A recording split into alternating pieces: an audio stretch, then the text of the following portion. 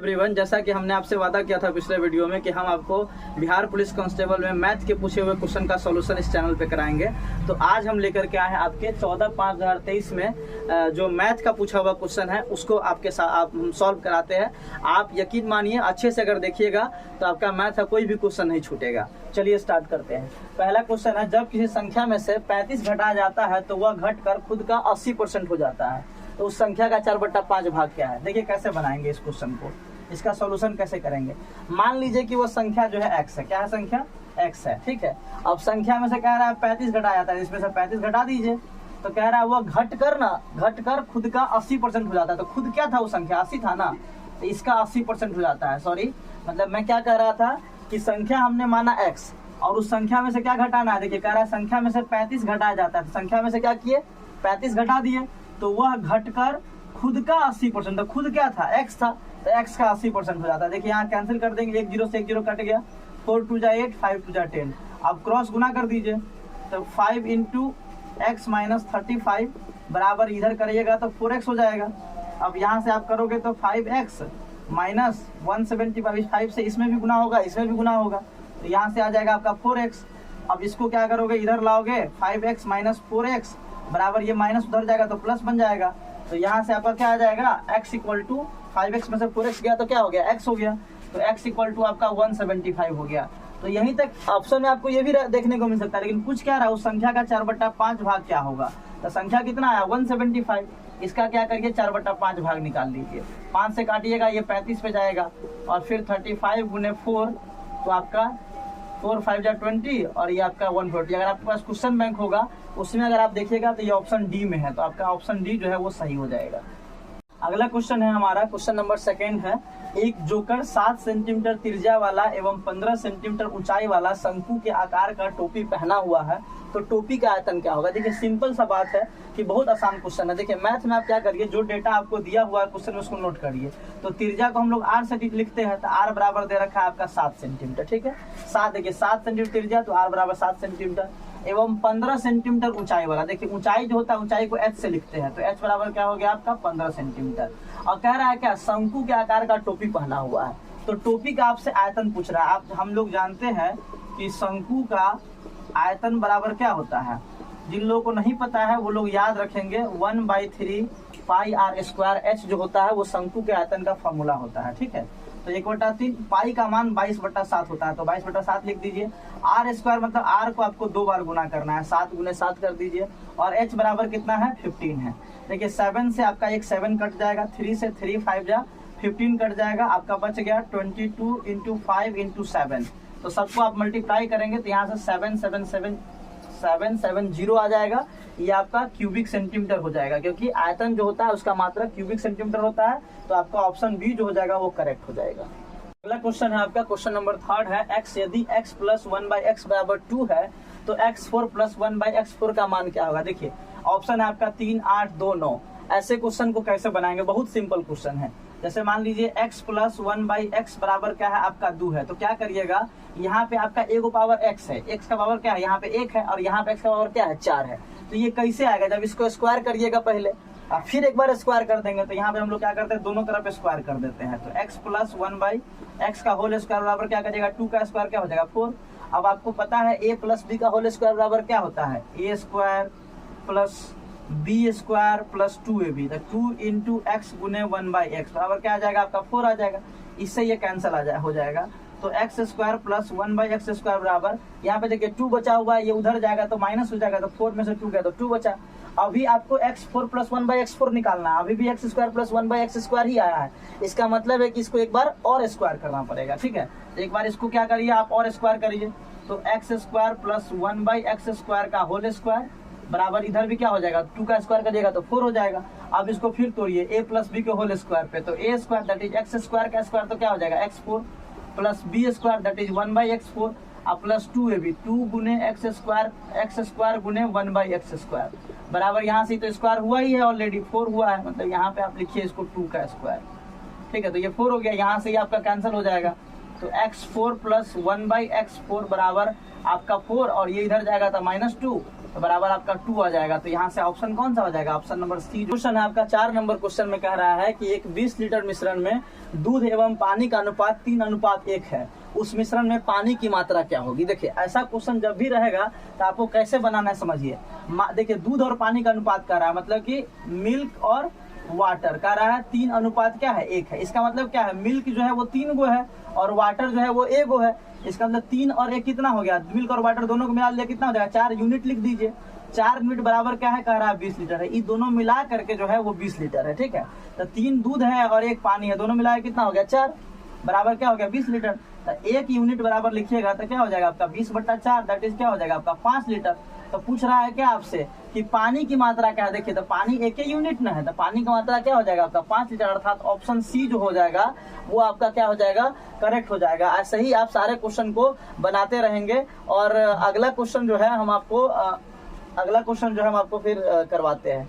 कहाँ ध्यान, question number 5 को हम लोग करेंगे। क्वेश्चन नंबर 5 करने से पहले आपसे हम ये रिक्वेस्ट करेंगे कि बहुत मेहनत से आपका वीडियो बना रहे हैं, प्लीज़ हमारे चैनल को लाइक करिएगा और दोस्तों को भी सब्सक्राइब जरूर करिएगा। आइए अगला क्वेश्चन लेकर के आते हैं। 5% साधारण ब्याज प्रति वर्ष की दर से निवेश की गई राशि को उसके मूल्य में 50% की वृद्धि करने में कितना समय लगेगा। देखिए आप ऐसे क्वेश्चन को कैसे बनाना है आपको ध्यान रखिएगा।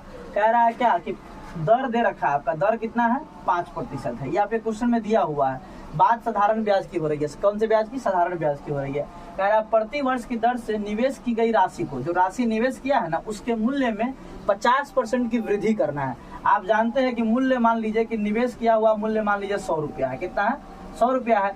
तो आप सभी लोग जानते होइएगा कि वृद्धि करने पे जो आता है वो मिश्रधन आता है। क्या आता है, मिश्रधन आता है। और जो मूल्य है ये आपका क्या है, मूलधन है। तो मूलधन आपका 100 रुपया हो गया। तो इसी तरीके से मिश्रधन जो हो जाएगा, ये आपका जो मिश्रधन होगा, जब 50% की वृद्धि करिएगा तो मिश्रधन आपका कितना बन जाएगा, 150 बन जाएगा, ठीक है।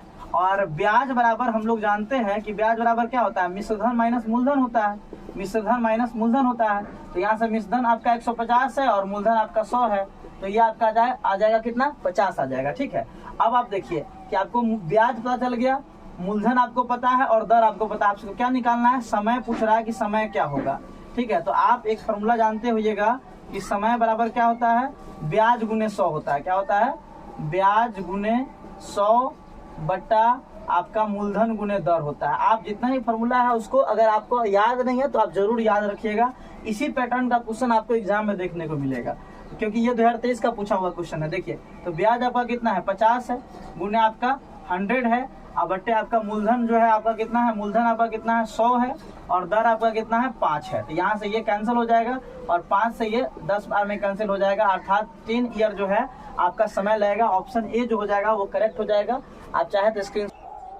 अगला क्वेश्चन है आपका, पी और क्यू की जो औसत मासिक आय है वो 5050 रुपया है। क्यू और आर की औसत मासिक आय जो है 6250 है, और पी एवं आर की औसत मासिक आय 5200 रुपया। तो पी की मासिक आय पूछ रहा है। देखिए ये क्वेश्चन देखने में बड़ा लग रहा है, आपको इससे डरना नहीं है। देखिए पी और क्यू, तो पी प्लस क्यू बराबर आपका कितना है 5050 है, ठीक है। ऐसे ही आपका कह रहा है क्यू और आर, तो क्यू और आर कर लीजिए, Q plus R is equal to आपका कितना है 6250 है। और अगला कह रहा है पी और आर, तो पी और आर कर लीजिएगा, तो ये आपका कितना हो जाएगा 5200 हो जाएगा। आप सबको अगर ऐड करेंगे इधर के तरफ तो 0 5 5 10 हो जाएगा, ये 5 हो जाएगा और ये आपका 16 हो जाएगा। और इधर की तरफ अगर आप ऐड करेंगे तो 1p आपका क्या हो जाएगा 2p हो जाएगा, 1q 2q हो जाएगा, और r जो है आपका 1 जो है आपका 2r हो जाएगा, ठीक है। तो यहाँ से अगर आप आगे देखेंगे तो 2 कॉमन ले लीजिए, p plus Q plus r बराबर हो जाएगा आपका 16500, ठीक है।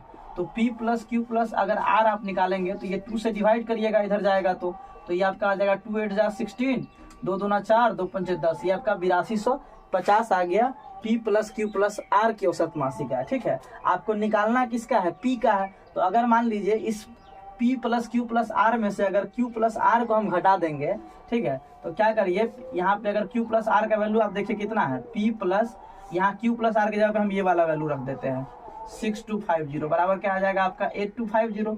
तो p बराबर अगर आप इसको इधर ले जाएंगे तो माइनस हो जाएगा, तो 8250 माइनस 6250 आ जाएगा, तो दैट इज यहाँ से क्या आ जाएगा आपका 2000 आ जाएगा।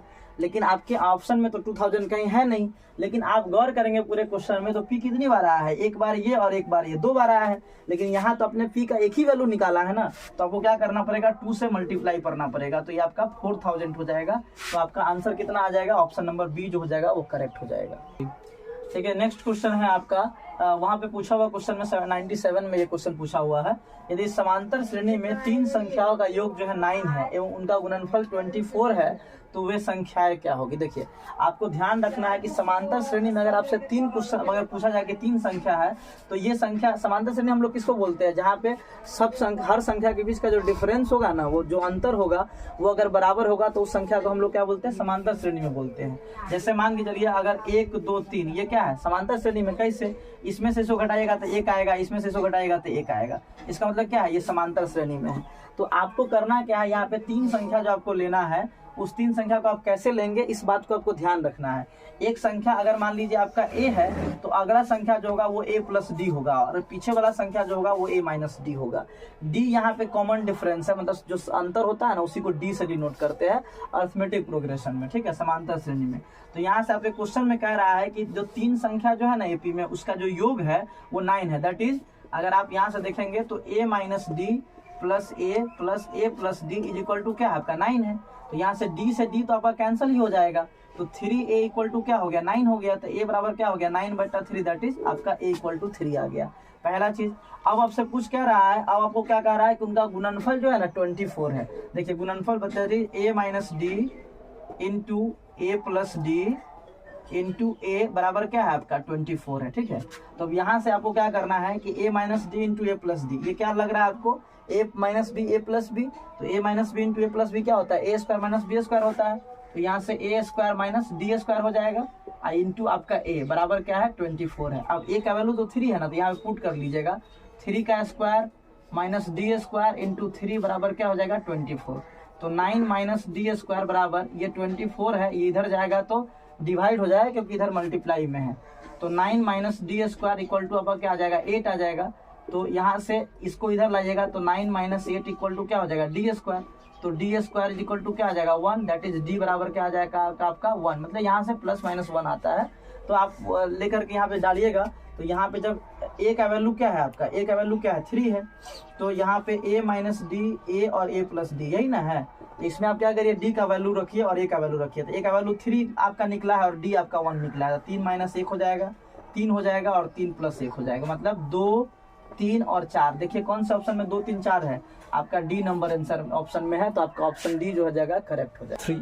नेक्स्ट क्वेश्चन जो है आपका 8 नंबर है, इसमें कह रहा है कि एक व्यक्ति किसी वस्तु को 3600 रुपये में बेचता है तो उसे 20% का लाभ होता है, वस्तु को 3150 रुपये में बेचने पर उसे कितना % का लाभ होगा। देखिए ये बिहार के एग्जाम का फेवरेट क्वेश्चन है, लाभ हानि, यहाँ से क्वेश्चन रहता ही रहता है इस एग्जाम में। देखिए आप इसको कैसे बनाइएगा। यहाँ पे कह रहा है कि वस्तु को 3600 रुपये में क्या करता है बेचता है, तो जो बेचता है उसको कहा जाता है सेलिंग प्राइस, मतलब विक्रय मूल्य। तो ये आपका दे रखा है 3600 रुपये, इसको राइट डाउन कर लीजिए। कह रहा है 20% का लाभ होता है, कितना % का लाभ होता है 20% का। तो पहला क्वेश्चन तो यही है कि 20% का लाभ होता है, बाद में कह रहा है कि फिर 3150 से बेचने पर कितना % का लाभ होगा। तो यहाँ से आप क्या करिए पहले सीपी निकाल लीजिए, मतलब क्रय मूल्य निकाल लीजिए, ठीक है। तो क्रय मूल्य बराबर सीपी बराबर जो होता है वो होता है आपका 100 गुने एसपी, 100 गुने विक्रय मूल्य बटा 100 प्लस लाभ %, ठीक है। तो यहाँ से क्या करेंगे आप अगर पुट करेंगे तो 100 गुने एसपी जो है आपका कितना है 3600 है, और प्रॉफिट जो है 20% है, तो 100 प्लस 20 कितना आ जाएगा आपका 120। इसको काटेंगे ये 3 पे जाएगा 30 आ जाएगा, तो यहाँ से सीपी निकल के आ गया आपका कितना 3000, ठीक है। सीपी कितना निकल गया 3000। आगे कह रहा है क्या 3150 रुपये में बेचने का, मतलब फिर से नया जो एसपी है आपका, नया जो विक्रय मूल्य है वो कितना है 3150 रुपया है। तो आपको कह रहा है कितना लाभ होगा, तो पहले प्रॉफिट निकाल लीजिए। तो लाभ बराबर क्या होता है विक्रय मूल्य माइनस क्रय मूल्य, विक्रय मूल्य माइनस क्या होता है क्रय मूल्य, तो 3150 माइनस क्या हो जाएगा आपका 3000। तो यहाँ से आपका लाभ आ जाएगा 150 रुपया का। लेकिन आपसे पूछ क्या रहा है प्रतिशत लाभ पूछ रहा है, तो प्रतिशत लाभ बराबर क्या होता है लाभ बट्टा क्रय मूल्य। तो लाभ बट्टा क्रय मूल्य कितना है 3000 है, लाभ बट्टा क्रय मूल्य गुने 100%, ये होता है आपका फॉर्मूला इसका। तो आप इसको काटेंगे तो 2 0 से 2 0 कैंसिल हो जाएगा, 1 0 से 1 कैंसिल हो जाएगा, 3 5 पे जाएगा, तो प्रतिशत लाभ बराबर आपका 5% आ जाएगा। ऑप्शन नंबर बी जो हो जाएगा वो करेक्ट हो जाएगा। अगला क्वेश्चन है आपका द्विघात समीकरण x + 1/x = 3 है, जहाँ पे x ≠ = 0 है, तो इसका मूल क्या है। ठीक है, मतलब देखिए द्विघात समीकरण में मूल जो निकालते हैं उसको हम लोग अल्फा बीटा के नाम से जानते हैं। ये आपको 10वीं क्लास में पढ़ना है। तो यहाँ से x + 1/x = 3 दे रखा है, इसको पहले आप नोट कर लीजिए। x + 1/x बट्टा क्या है 3 है। तो यहाँ से जब आप एलसीएम लेंगे तो ये x हो जाएगा, x × x क्या हो जाएगा, x² + 1 बराबर क्या हो जाएगा 3 हो जाएगा। x² + 1 बराबर क्रॉस गुना करेंगे तो ये क्या आ जाएगा आपका 3x आ जाएगा। अब x² इसको इधर लाइएगा तो -3x + 1 बराबर क्या हो गया 0। ये बन गया आपका एक द्विघात समीकरण। ठीक है, और द्विघात समीकरण में आपको अगर मूल ज्ञात करना होगा तो इसके लिए फॉर्मूला क्या होता है आप जानते होइएगा, x बराबर होता है -b ± √d/2a। ये फॉर्मूला आप पढ़े होइएगा 10th क्लास में। अगर आप नहीं पढ़े तो ध्यान रखिए, यहाँ पे b और a अगर आप देखेंगे ये क्या है तो आप समझिए द्विघात समीकरण का जो मूल होता है वो क्या होता है x² + bx + c = 0। जहाँ पे a जो होता है ना वो x² का कोफिशिएंट जो होता है वो ये होता है। तो यहाँ पे देखिए x² का कोफिशिएंट क्या है 1 है, तो a बराबर क्या आ जाएगा 1 आ जाएगा। ऐसे ही x का कोफिशिएंट क्या है -3 है, तो b का वैल्यू आपका कितना आ जाएगा -3 आ जाएगा, और c की जगह पे क्या आ जाएगा आपका 1 आ जाएगा। ठीक है, तो पहले ये ध्यान रखेंगे। और इस फॉर्मूला को निकालने के लिए d जो है ना इसको हम लोग बोलते हैं डिस्क्रिमिनांट, विवेक्तिकर या विवेचक बोलते हैं। d बराबर फॉर्मूला होता है b² - 4ac। ठीक है, तो b का वैल्यू आपका -3 है, -3 का स्क्वायर -4 × a का वैल्यू 1 है, c का वैल्यू 1 है, तो 9 - 4 बराबर क्या आ जाएगा आपका 5 आ जाएगा। d का वैल्यू निकल गया। अब या क्या करिए आप x बराबर -b ± √d/2a वाले फॉर्मूला में क्या करिए आप पुट कर दीजिए। ठीक है, तो यहाँ से देखिए b का वैल्यू आपका क्या है -3 है, यहाँ पे माइनस पहले से लगा हुआ है तो माइनस माइनस क्या हो जाएगा +3 हो जाएगा। ठीक है, उसके बाद आपका प्लस d का वैल्यू क्या है 5, तो √5 बट्टा a का वैल्यू क्या है 1 है, तो यहाँ पे 2 हो जाएगा। और अगला वाला है माइनस लीजिएगा तो 3 - √5/2। तो ये दोनों आपका क्या आ जाएगा मूल, एक मूल आपका ये हो जाएगा और एक मूल आपका ये हो जाएगा। यही आपका ऑप्शन है। तो देखिए यह क्वेश्चन जो है आपका रीजनिंग का क्वेश्चन है एक्चुअली में, तो लेकिन ये सीरीज के अंतर्गत आता है। अनुक्रम 56, 72, 90, 110, 132, 154 की संख्या एक पैटर्न बनाती है। इनमें से कौन सी संख्या जो है पैटर्न में अनुपयुक्त है, मतलब गलत है। तो देखिए पहले इसको देख लीजिए। इस तरह का क्वेश्चन जब भी आपको रहेगा तो आपको क्या करना है 56, 72, 90, 110, 132, 154। तो ऐसे क्वेश्चन में पहले क्या करिएगा, आपको इस तरीके से कुछ पैटर्न नहीं समझ में आ रहा, जैसे कई बार क्या होगा ये इसका डबल हो रहा होगा, कई बार स्क्वायर हो रहा होगा, कई बार आपका क्यूब हो रहा होगा, तो यहाँ पे कुछ समझ नहीं आ रहा है वैसा कुछ। तो आप क्या करिए इसका डिफरेंस लेकर के देखिएगा। तो 72 में से 56 घटाइएगा तो आपका 16 आएगा, फिर 90 में से 72 घटाइएगा तो 18 आएगा, फिर आपका 110 में से 90 घटाइएगा तो 20 आएगा, फिर इसमें 132 में से 10 घटाइएगा तो आपका 22 आएगा। ठीक है, तो यहाँ पे अगर आप घटाइएगा तो फिर से आपका क्या आ जाएगा 22 आ जाएगा। ठीक है, मतलब क्या है कि ऐसा हो रहा है कि 16 के बाद 2 बढ़ा 18, 18 के बाद 2 बढ़ा 20, 20 के बाद 2 बढ़ा 22, 22 के बाद 2 बढ़ा, मतलब यहाँ पे 24 होना चाहिए था। ठीक है, और 24 कब आता जब 154 नहीं होकर क्या होता 156 होता, तब आपका ये सही होता है। इसका मतलब है कि यही जो है ना वो आपका गलत है। तो आपका आंसर ऑप्शन डी जो हो जाएगा वो आपका क्या हो जाएगा राइट हो जाएगा। आप स्क्रीनशॉट चाहे तो ले सकते हैं। क्वेश्चन नंबर 11 जो है ये रीजनिंग का क्वेश्चन है। ये एक्चुअली बैठक व्यवस्था के अंतर्गत आता है। इसमें 2-3 तरीके से क्वेश्चन पूछा जाता है। एक हो सकता है कि आपका सीरीज में बैठा हुआ मिलेगा, आपको कई बार वृत्त के इर्द गिर्द बैठा मिलेगा, कई बार आपको वर्ग के चारों तरफ बैठा हुआ मिलेगा। तो ये क्वेश्चन जो है आपका वृत्त के इर्द गिर्द बैठा हुआ क्वेश्चन है बैठक व्यवस्था में। ये क्वेश्चन बहुत आसान होता है, ये देखने में बहुत लंबा लग रहा है आपको, लेकिन यहाँ से जनरल एग्जाम में 2 से 3 क्वेश्चन पूछा जाता है। एक ही क्वेश्चन आप बनाइएगा, आपका 3 क्वेश्चन जो है सॉल्व हो जाएगा।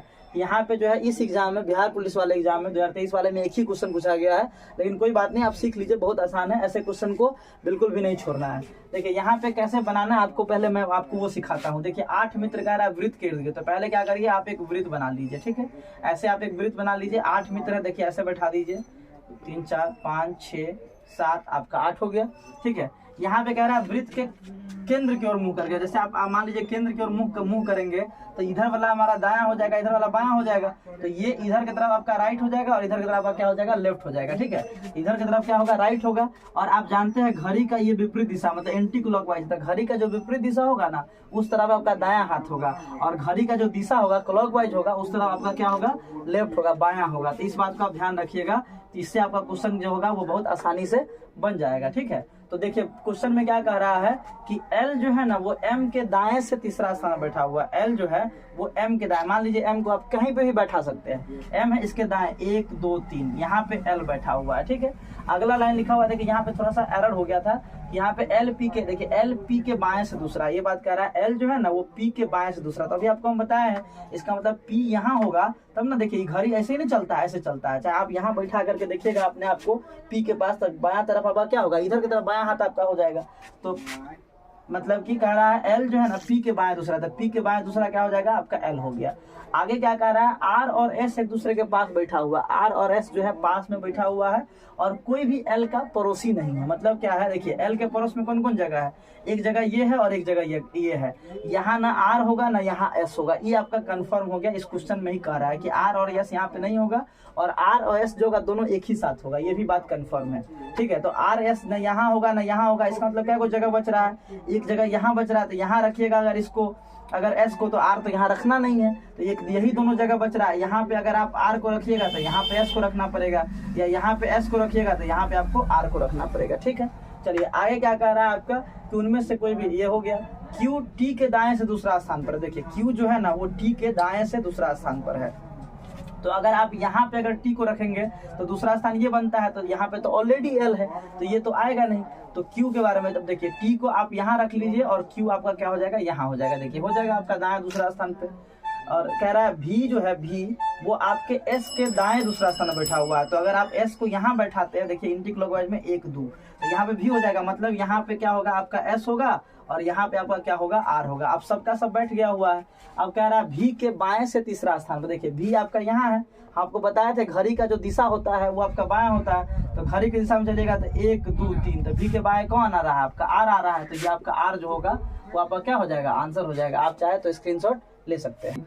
एक क्वेश्चन और है जो कि रीजनिंग से लिया गया है। इसमें कह रहा है श्रृंखला में संलग्न अक्षरों के मध्य लुप्त अक्षरों की संख्या क्रमिक सम संख्या होगी। देखिए तो आप इसके पोजीशन से इसको बना सकते हैं। अगर आप डी एफ जे एक्स लिखते हैं इस ऑप्शन को देखिएगा तो डी का पोजीशन 4 होता है, एफ का आपका 6 होता है, जे का 10 होता है, पी का 16 होता है और एक्स का 24 होता है। ऐसे ही आप करिएगा तो जी 7 पे होता है, आई 9 पे होता है। ये आप याद रखिएगा अल्फाबेट सीरीज।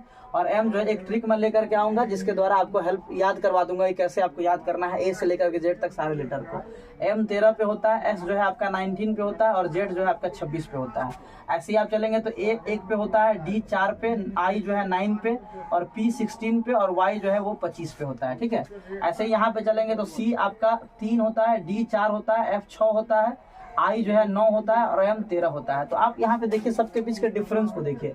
यहाँ पे 4 2 6, 6 4 10, 10 6 16, 6 16 8 24। यहाँ पे देखिएगा 7 2 9, 9 4 13, 13 6 19 और यहाँ से 19 7 26। ठीक है, उसके बाद यहाँ पे देखिएगा तो 1 3 4 4 5 9, 9 7 16, 16 9 25। यहाँ पे देखिएगा तो 1 2 3 और 4। मतलब क्या आप देख रहे हैं कि यहाँ पे जो डिफरेंस आ रहा है वो प्राकृत संख्या। अगर प्राकृत संख्या कहता तो ये वाला आंसर होता, अगर विषम संख्या वाला कहता तो ये वाला आंसर होता, और सम संख्या कह रहा है तो ये वाला आंसर होगा 2 4 6 8। ये तो कोई भी पैटर्न को फॉलो नहीं करता है, तो आपका आंसर जो हो जाएगा क्या हो जाएगा, आपका ऑप्शन ए हो जाएगा। रीजनिंग का ही है और बैठक व्यवस्था के अंतर्गत ही आता है। इससे पहले मैंने एक क्वेश्चन आपको करवाया था और ये क्वेश्चन भी आप देखिए मेरे साथ, बहुत आसान है। ठीक है, कह रहा है 6 दोस्त जो है केंद्र की ओर मुंह करके एक वृत्त के इर्द गिर्द बैठा हुआ है। तो पहले क्या करना है, आपको एक वृत्त बना लेना है। क्या करना है, एक वृत्त बना लेना है। 6 दोस्त है तो एक यहाँ बैठा लीजिए, एक इसके सामने 2 3 4 5 6। इससे पहले वाला में 8 दोस्त था। आपको बताया क्या कह रहा है कि वृत्त के इर्द गिर्द बैठा हुआ है और केंद्र की ओर मुंह करके बैठा हुआ है। इस बात को याद रखेंगे, केंद्र की ओर कहेगा या केंद्र के बाहर की ओर कहेगा। देखिए ऐसे बैठना है,